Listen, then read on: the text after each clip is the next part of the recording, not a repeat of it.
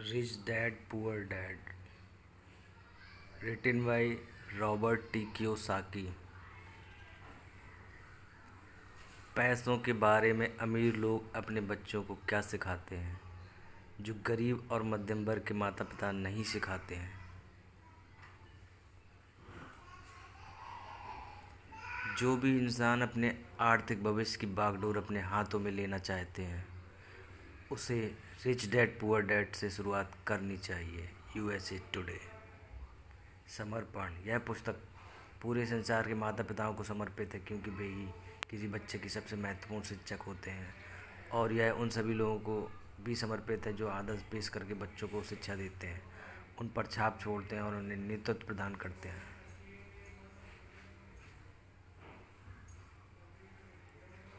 आज से 20 साल पहले बीटल्स ने 1 जून 1967 को सरजेंट paper lonely hearts club band album release किया। यह तुरंत सफल हो गया, वाणिज्यिक और आलोचनात्मक सफलता के शिखर पर पहुंच गया।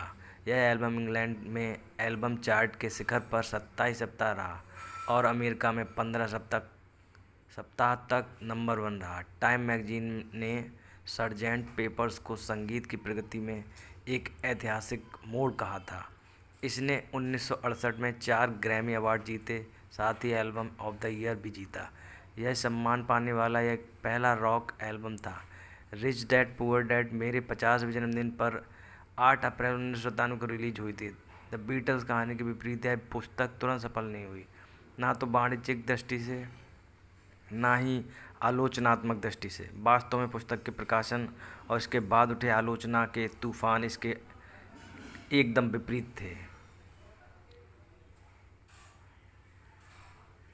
रिच डैड पुअर डैड को मूलतः स्वयं प्रकाशित किया गया था, क्योंकि हम जिस भी पुस्तक प्रकाशक के पास गए हर एक ने मेरी पुस्तक को ठुकरा दिया। अस्वीकृति के कुछ पत्रों में इस तरह की टिप्पणियां थीं: आप यह नहीं जानते कि आप किस बारे में बात कर रहे हैं। मैंने सीखा कि ज़्यादातर प्रकाशक मेरे अमीर डैडी के बजाय मेरे उच्च शिक्षित गरीब डैडी की तरह दिखते। ज़्यादातर प्रकाशक पैसे के बारे में मेरे अमीर डैडी के सबको सहमत नहीं थे, मेरे गरीब डैडी की तरह। 20 साल बाद 1997 में रिच डैड पुअर डैड एक चेतावनी थी, भविष्य के बारे में सबको की पुस्तक। 20 साल बाद संसार के करोड़ों लोग मेरे अमीर डैडी की भविष्य के बारे में चेतावनियों और सबको के बारे में ज़्यादा जागरूक हो चुके हैं। 20/20 दूरदर्शिता के साथ कई लोगों ने कहा है कि उनके सबक भविष्य दर्शी थे। भविष्यवाणियाँ सच हो गईं।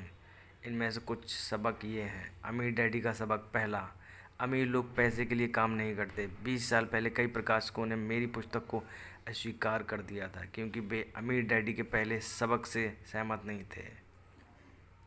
आज लोग अमीरों और बाकी हर व्यक्ति के बीच की बढ़ती खाई के बारे में ज़्यादा जागरूक हैं। 1993-2010 के बीच अमेरिका की राष्ट्रीय आमदनी में 50% से ज़्यादा वृद्धि सबसे दौलतमंद 1% लोगों के पास गई। तब से स्थितियां बदतर ही हुई हैं। यूनिवर्सिटी ऑफ कैलिफोर्निया के अर्थशास्त्रियों ने पाया है कि 2009 और 2012 के बीच 95% आय उन्हीं सबसे दौलतमंद 1% व्यक्तियों के पास गई। सबक: आय में वृद्धियां कर्मचारियों की नहीं, उद्यमियों और निवेशकों के पास जा रही हैं, उन लोगों के पास नहीं जो पैसे के लिए काम करते हैं। अमीर डैडी का सबक: बचत करने वाले पराजित होते हैं। 20 साल पहले ज़्यादातर प्रकाशक अमीर डैडी के इस सबक से पुरजोर तरीके से असहमत थे। गरीब और मध्य वर्ग के लिए पैसे बचाना एक धर्म है, गरीबी से आर्थिक मुक्ति है और क्रूर संसार से सुरक्षा है। कई लोगों को तो ऐसा लगा जैसे बचत करने वालों को पराजित कहना ईश निंदा है। सबक: एक चित्र 1000 शब्दों जितना मूल्यवान होता है। डाउ जोन्स इंडस्ट्रियल एवरेज के 120 सालों के चार्ट पर नज़र डालें और आपको दिख जाएगा कि बचत करने वालों क्यों और कैसे पराजित होते हैं। चार्ट दिखाता है कि इस नई सदी की शुरुआती 10 वर्षों में शेयर बाजार में 3 भारी क्रैश हुए। अगले पेज पर दिया चार्ट इन क्रैशों को चित्रित करता है। पहला क्रैश 2000 के आसपास का .com क्रैश था, दूसरा क्रैश 2007 का रियल एस्टेट क्रैश था और तीसरा 2008 का बैंकिंग क्रैश था। डाउ के 120 साल। 1929 का भीमकाय क्रैश। जब आप 1929 के भीमकाय क्रैश की तुलना 21वीं सदी के पहले 3 क्रैशों से करते हैं तो आपको यह समझ आता है कि इस तरह इस सदी के पहली 3 क्रैश सचमुच कितने भीमकाय थे। नोट छापना। नीचे दिया चार्ट दिखाता है कि हर क्रैश के बाद अमेरिकी सरकार और फेडरल रिजर्व बैंक ने नोट छापना शुरू कर दिया। सर्वकालीन सबसे बड़ी नोट छपाई। फेडरल रिजर्व बैंक का मौद्रिक आधार विस्तार। अमीर को बचाना। 2000 से 2016 के बीच अर्थव्यवस्था को बचाने के नाम पर पूरे संसार के बैंक ब्याज दरों में कटौती करते रहे और नोट छापते रहे। हालांकि हमारे लीडर हमें यह विश्वास दिलाना चाहते थे कि वे संसार को बचा रहे थे, लेकिन सच्चाई तो यह थी कि अमीर लोग खुद को बचा रहे थे और गरीब तथा मध्यम वर्गीय लोगों को बस के नीचे फेंक रहे थे। आज कई देशों में ब्याज दर शून्य से भी कम है, इसलिए बचत करने वाले पराजित होते हैं। आज सबसे ज़्यादा पराजित लोग गरीब और मध्यम वर्गीय हैं, जो पैसे के लिए काम करते हैं और पैसे बचाते हैं। अमीर डैडी का सबक। आपका मकान संपत्ति नहीं है। 20 साल पहले 1997 में मुझे अस्वीकृति की पर्ची भेजने वाले हर प्रकाशक ने अमीर डैडी के इस सबक की आलोचना की कि आपका मकान संपत्ति नहीं है। 10 साल बाद 2007 में जब सब प्राइम कर्जदारों ने अपने सब प्राइम मार्गेज की किस्त चुकाना बंद कर दी तो संसार का रियल एस्टेट बुलबुला फूट गया और करोड़ों मकान मालिकों को इस सबक की सच्चाई कठोर तरीके से पता चली। उनका मकान सचमुच संपत्ति नहीं था। असली समस्या। ज़्यादातर लोग यह नहीं जानते हैं कि रियल एस्टेट क्रैश वास्तव में रियल एस्टेट क्रैश नहीं था। रियल एस्टेट क्रैश गरीब लोगों की वजह से नहीं हुआ था, यह तो अमीरों की वजह से हुआ था। अमीरों ने वित्तीय जुगाड़ करके डेरिवेटिव्स नामक प्रोडक्ट बनाए, जिन्हें वॉरेन बफे ने सामूहिक वित्तीय विनाश के हथियार कहा है। जब सामूहिक विनाश के इन वित्तीय हथियारों में विस्फोट हुआ तो रियल एस्टेट मार्केट क्रैश हो गया और दोस्त गरीब सब प्राइम कर्ज लेने वालों पर मढ़ा गया। 2007 में वित्तीय डेरिवेटिव्स में लगभग 700 ट्रिलियन डॉलर थे। आज यह अनुमान लगाया जाता है कि वित्तीय डेरिवेटिव्स में 1.2 क्वाड्रिलियन डॉलर है। दूसरे शब्दों में असली समस्या कम नहीं हुई है बल्कि ज़्यादा बढ़ गई है। अमीर डैडी का सबक। अमीर लोग कम टैक्स क्यों देते हैं। 20 साल पहले कई प्रकाशकों ने यह उजागर करने के लिए रिच डैड पुअर डैड की आलोचना की थी कि अमीर लोग टैक्स में कम कैसे और क्यों देते हैं। एक ने कहा कि यह सबक गैर कानूनी है। 10 साल बाद 2007 में राष्ट्रपति बराक ओबामा पूर्व गवर्नर मिट रोमनी के खिलाफ पुनर्चुनाव के लिए खड़े हुए। जब यह उजागर किया गया कि राष्ट्रपति ओबामा ने अपनी आमदनी का लगभग 30% टैक्स में दिया और गवर्नर रोमनी ने 13% से कम दिया, तो मिट रोमनी की वह नीचे गिरने वाली ढलान शुरू हुई जिसके बाद वे चुनाव हार गए। एक बार फिर टैक्स 2016 के अमेरिकी राष्ट्रपति चुनाव में केंद्र बिंदु बन गया। मिट रोमनी और राष्ट्रपति डोनाल्ड ट्रंप कानूनी रूप से कम टैक्स क्यों देते हैं, यह पता लगाने के बजाय गरीब और मध्यम वर्गीय लोग नाराज़ हो जाते हैं। हालांकि राष्ट्रपति ट्रंप गरीब और मध्य वर्गीय के लिए टैक्स कम करने का वादा करते हैं, लेकिन सच तो यह है कि अमीर लोग टैक्स में हमेशा कम चुकाएंगे। अमीर लोग कम टैक्स देते हैं। इसका कारण अमीर डैडी के सबक क्रमांक 1 में मिलता है। अमीर लोग पैसे के लिए काम नहीं करते। जब तक कोई व्यक्ति पैसे के लिए काम करता है वह टैक्स कैसे चुकाएगा। जब राष्ट्रपति पद की उम्मीदवार हिलेरी क्लिंटन अमीरों पर टैक्स बढ़ाने का वादा कर रही थी तो वे असली अमीरों पर नहीं बल्कि ऊंची आमदनी वाले लोगों जैसे डॉक्टरों, अभिनेताओं और वकीलों पर टैक्स बढ़ाने का वादा कर रही थी। 20 साल पहले हालांकि रिच डैड पुअर डैड तुरंत सफल नहीं हुई।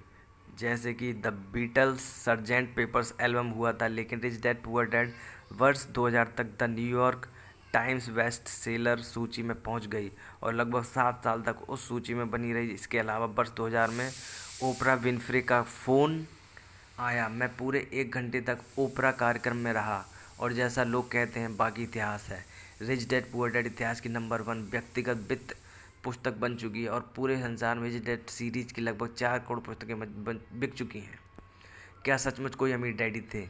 करोड़ों लोगों ने पूछा है, क्या सचमुच कोई अमीर डैडी थे? इस प्रश्न का जवाब देने के लिए आप अमीर डैडी के बेटे माई की बातें सुन सकते हैं। जब वे रिच डैड रेडियो शो पर अतिथि के रूप में आए थे, आप richdardadio.com पर जाकर वह प्रोग्राम सुन सकते हैं।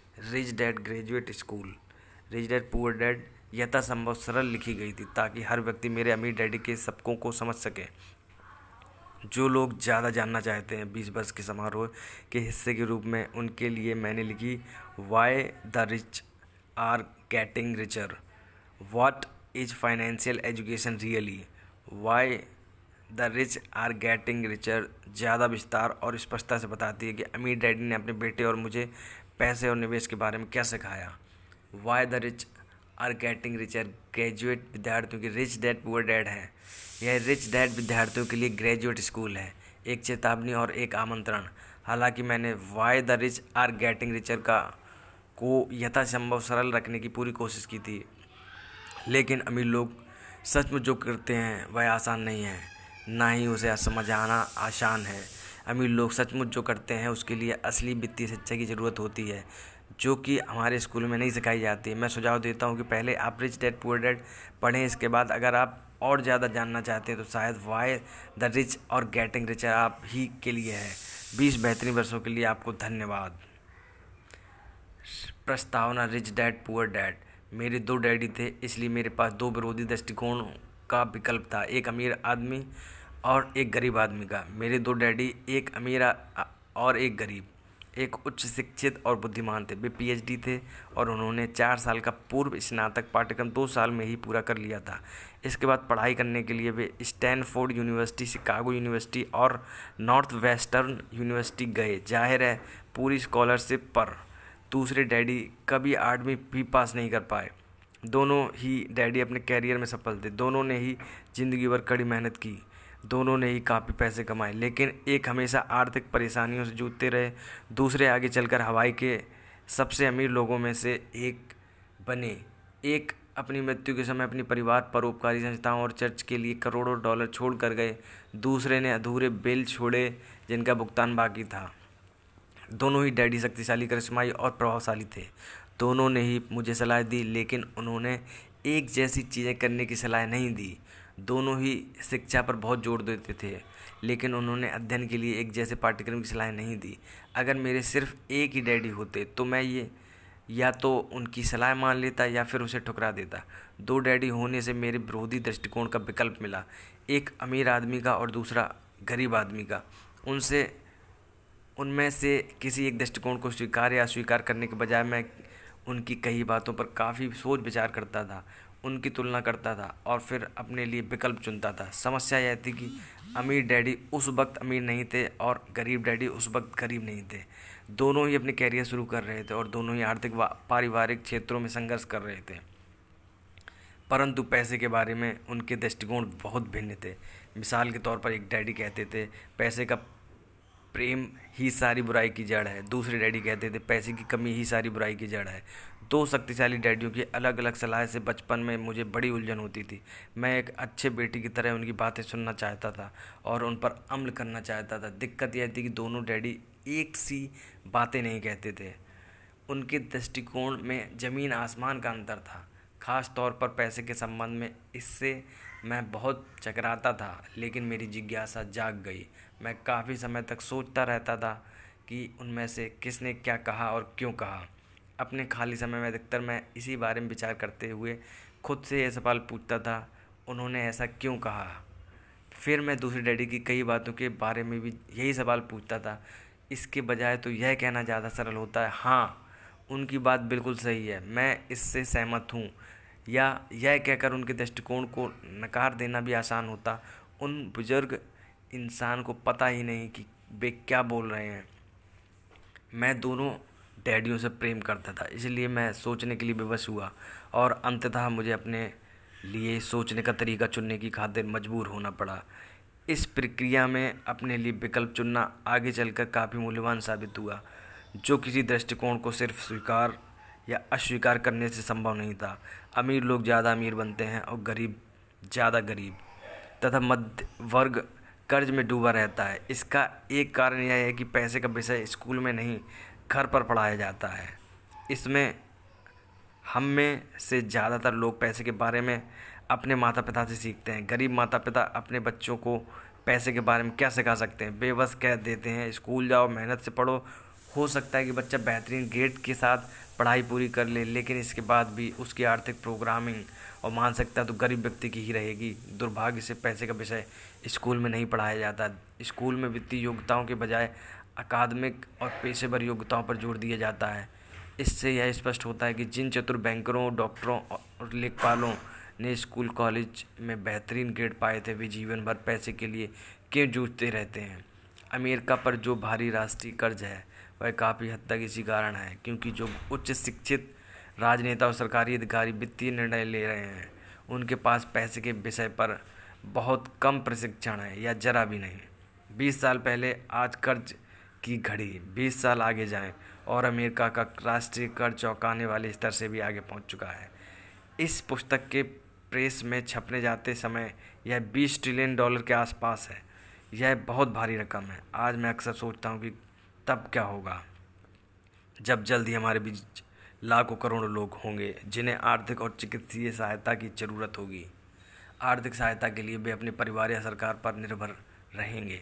जब मेडिकेयर और सामाजिक सुरक्षा का पैसा खत्म हो जाएगा तब क्या होगा? देश कैसे बचेगा? अगर पैसे के बारे में बच्चों को सिखाने का काम माता पिताओं के भरोसे छोड़ दिया जाएगा, जिनमें से अधिकतर या तो पहले से गरीब हैं या फिर गरीब होने वाले हैं।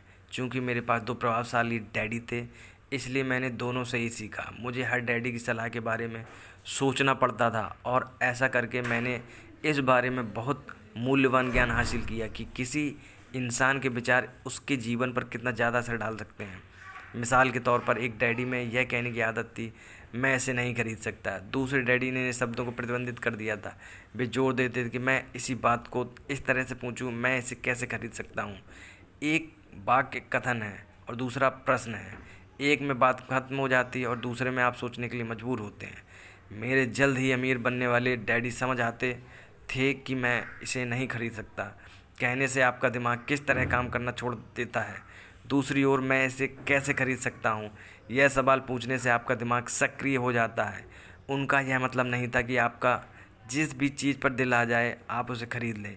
उन्हें अपने दिमाग की कसरत कराने का जुनून था, जिसे वे संसार का सबसे शक्तिशाली कंप्यूटर मानते थे। वे कहते थे, मेरे दिमाग की शक्ति हर दिन बढ़ती है क्योंकि मैं इसका व्यायाम कराता हूँ। यह जितना ज़्यादा शक्तिशाली बनता है मैं उतने ही ज़्यादा पैसे बनाता हूँ। वे मानते थे कि स्वचालित ढंग से मैं इसे नहीं खरीद सकता कहना मानसिक आलस्य की निशानी है। हालांकि दोनों ही डैडी कड़ी मेहनत करते थे, लेकिन मैंने गौर किया कि आर्थिक मसलों पर एक में अपने दिमाग को सुलाए रखने की आदत थी और दूसरे में अपने दिमाग को व्यायाम कराने की आदत थी। इसका दीर्घकालीन नतीजा यह निकला कि एक डैडी आर्थिक दृष्टि से ज़्यादा शक्तिशाली बनते चले गए और दूसरे ज़्यादा कमज़ोर होते गए।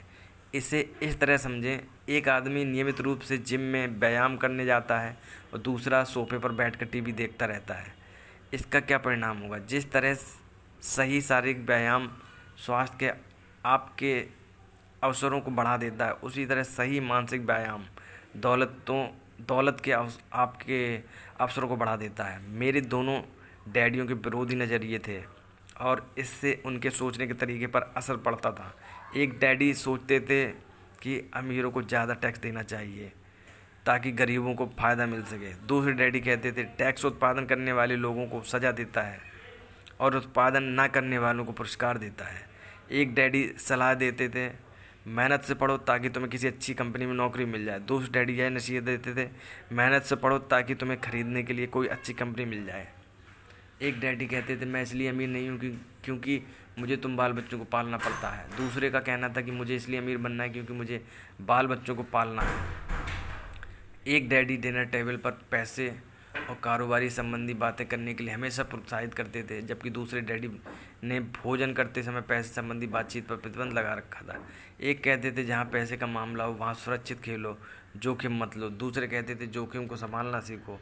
एक डैडी को यकीन था हमारा मकान हमारा सबसे बड़ा निवेश और हमारी सबसे बड़ी संपत्ति है। दूसरे डैडी का मानना था, मेरा मकान एक दायित्व है और अगर आपका मकान आपका सबसे बड़ा निवेश है तो आप संकट में हैं।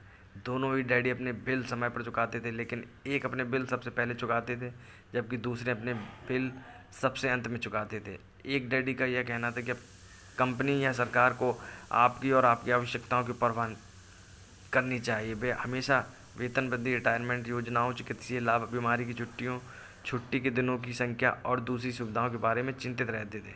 वे अपने 2 चाचाओं से प्रभावित थे जो सेना में चले गए थे और 20 साल की सक्रिय सेवा के बाद उन्होंने जीवन भर के लिए सेवानिवृत्ति एवं अधिकार पैकेज हासिल कर लिया था। वे सेना द्वारा सेवानिवृत्त कर्मचारियों को दिए जाने वाले चिकित्सीय लाभ और अन्य सुविधाओं की भी तारीफ करते थे।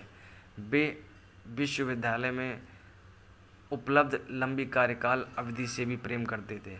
कई बार आजीवन नौकरी के महत्वपूर्ण और लाभ का विचार नौकरी से भी ज़्यादा महत्वपूर्ण दिखता है।